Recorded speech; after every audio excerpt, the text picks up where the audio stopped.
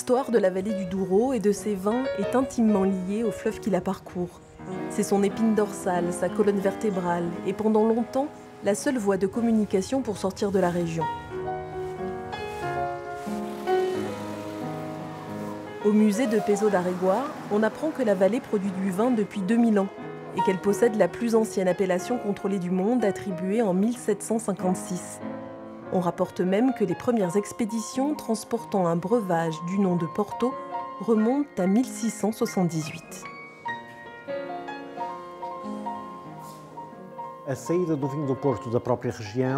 Tout était fait par voie fluviale, avec les bateaux Rabelo, sur un fleuve sauvage, sans barrage. C'était un voyage très dangereux et très long. Et surtout, les bateaux devaient revenir par le Douro. Là, ils étaient tirés par les hommes ou par les animaux, parce qu'il n'y avait pas toujours de vent pour les aider. Le travail de la vigne était très dur, difficile, mais le transport du vin vers les lieux où il allait être consommé, à Porto, et de là vers d'autres villes du monde, était encore plus difficile. Le Douro est imprégné de ces souvenirs.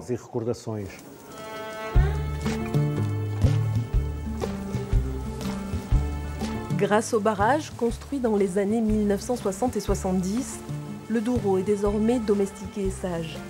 Mais il a fallu attendre 2001 et le classement du vignoble au patrimoine mondial de l'humanité par l'UNESCO pour mettre en lumière une vallée longtemps restée secrète. Aujourd'hui, au départ de Pignan, le fleuve se parcourt en rabello, cette barque traditionnelle qui servait autrefois à transporter le vin.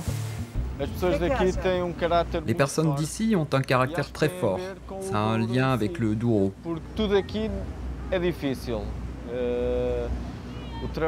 Tout est difficile, le travail, la manière de vivre, le fait de s'installer ici. Aujourd'hui, je pense que c'est le tourisme le plus important. Les gens ne veulent plus travailler dans l'agriculture parce que c'est très dur. Ils préfèrent travailler dans le tourisme. Le long du Douro, les domaines viticoles appelés quinta étalent leurs vignes à flanc de coteaux, dans un sol schisteux et sur des pentes dépassant facilement les 30%. En dehors des paysages, les touristes sont tous venus pour la même chose, découvrir et goûter le vin le plus célèbre du pays.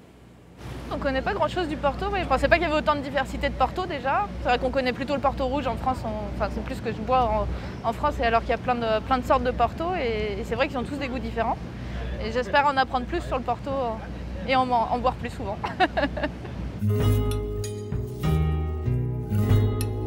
Pour comprendre comment un environnement aussi rude a pu donner un vin aussi sophistiqué que le Porto, nous prenons la direction de la Quinta da Corte. Marta Casanova est la directrice du domaine acheté en 2013 par un entrepreneur français qui possède d'autres vignobles en Provence et dans le Haut-Médoc. Ici, 46 000 bouteilles sont produites chaque année grâce aux 25 hectares de vignes, 50% de Porto et 50% de vin sec du Douro. Marta reçoit ce jour-là 2 touristes danois pour une dégustation de Porto.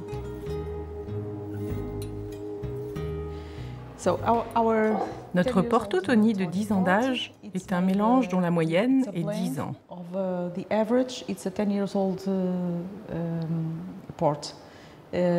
Ça ne veut pas dire qu'il a 10 ans, mais c'est la moyenne.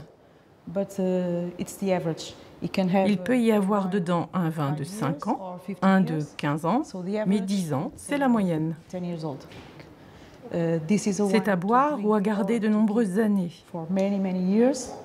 Celui-ci peut se garder plusieurs années, mais il ne changera pas. Celui-là va continuer à évoluer. Le Porto est un vin fortifié, c'est-à-dire qu'on ajoute de l'eau de vie en cours de fermentation. Cette opération, appelée mutage, permet de conserver une partie du sucre résiduel et d'obtenir un vin rond et souple, se déclinant selon les goûts en rouge ou blanc, LBV, Tony ou la référence absolue, le vintage classique. Celui-ci a un goût de caramel. Il est sucré, mais pas trop. Celui-là est très doux, avec des saveurs de fruits. Tester le vin ici a changé mon image du vin. Formée dans les années 90 à l'université toute proche de Villarreal, Marta fait partie de cette génération d'œnologues qui souhaite développer toute une stratégie pour ouvrir le Porto au monde en privilégiant la qualité et en dépoussiérant l'image d'un vin encore associé aux longs repas de famille ou à l'élitisme d'un lord anglais. Il y a des différentes façons de boire le Porto. Par exemple, boire plus froid, parce qu'on ne sent pas l'alcool, c'est plus frais, c'est plus agréable. On a aussi le Porto tonique, fait avec le Porto blanc, avec l'eau tonique. C'est très connu dans les jeunes. Et qu'au Portugal, dans les bars, on peut le boire. En continuant à suivre les méandres du Douro, les propriétaires de Quinta se suivent et ne se ressemblent pas. Nous voici avec les Niepoort, Dirk, patriarche bohème et généreux, et son fils Daniel. Originaire des Pays-Bas et dans le commerce du vin depuis 1842, la famille possède entre autres la Quinta di Napoles, 62 hectares de vignes destinés à produire à 80% des vins secs et finalement peu de Porto. Le paradis, on est ici dans la Quinta de Naples. Car il n'y a pas que le Porto dans la vallée. Depuis l'entrée du Portugal dans l'Union européenne en 1986, il est possible de dégager des fonds pour vinifier et mettre en bouteille d'autres types de vins. Certains, comme Dirk, ont tout de suite vu le potentiel d'une production peu mise en valeur jusque-là, longtemps destinée uniquement au marché national. Au début, on m'a pris un peu comme un fou. Et il y avait en réalité très peu de personnes qui faisaient du vin. Il y avait Barcavel, João Nicolau d'Almeida, même Quinta do Couto. Mais on parle d'une quantité très très petite de vin en comparaison avec aujourd'hui.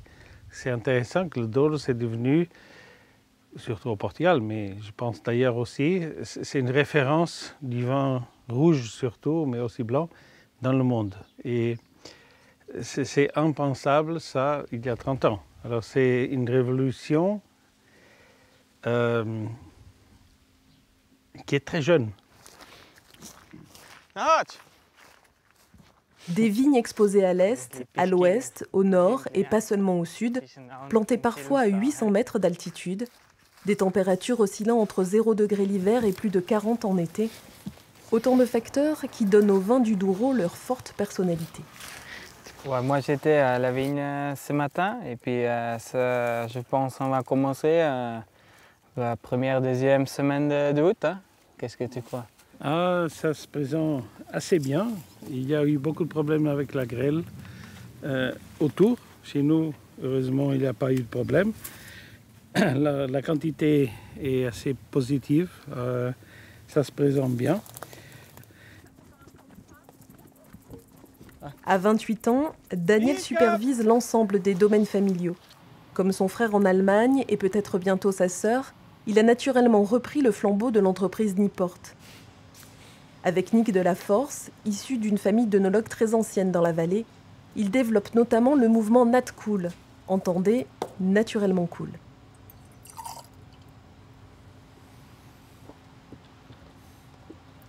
On voulait comparer un petit peu un Porto glou-glou avec un Porto très sérieux.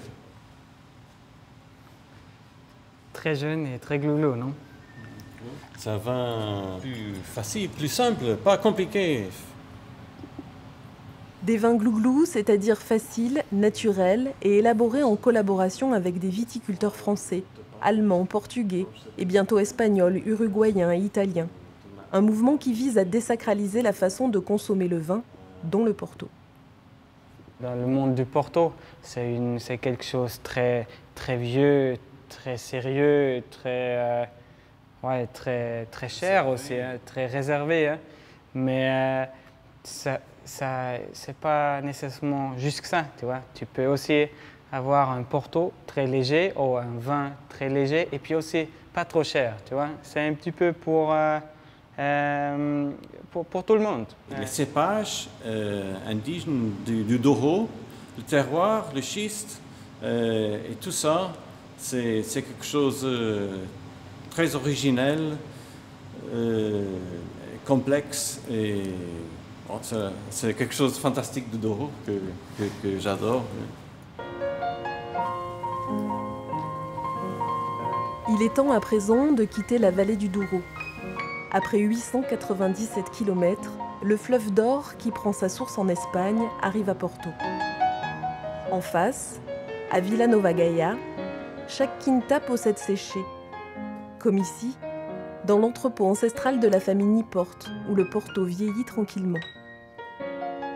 En attendant d'être assemblé, mis en bouteille, puis expédié pour partir à la conquête du monde, vers la France, l'Europe du Nord, les États-Unis ou le Brésil.